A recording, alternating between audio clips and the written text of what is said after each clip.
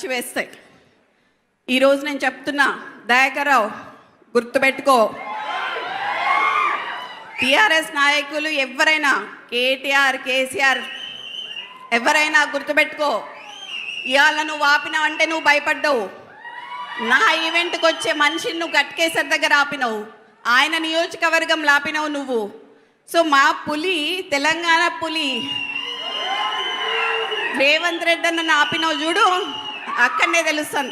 నాకు ఇన్స్టాగ్రామ్లో ఎవరో పోస్ట్ పెట్టిండ్రబ్బా, దయాకర్రావుకి డైపర్లు అవసరం పడతాయి అని. పంపిద్దామా?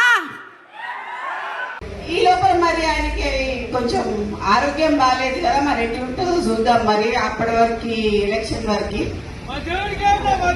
సో అది ఇప్పుడు నేను కొంచెం అది చెప్తే అది బాగోదేమో, కానీ ఇప్పుడు డైపర్లు వేసుకున్న వాళ్ళకి వీళ్ళకి మాత్రం ఇస్తాను అంటున్నాడు కదా, అది మాత్రం కొంచెం తప్పని చెప్పి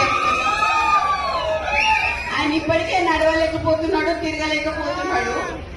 ఈయన మరి వృద్ధునికి 80 ఏళ్ళు వచ్చానికి ఇస్తా అని చెప్పి అంటుంటే హాస్యాస్పదంగా అనిపించి మరి ఈరోజు రావడం జరిగింది.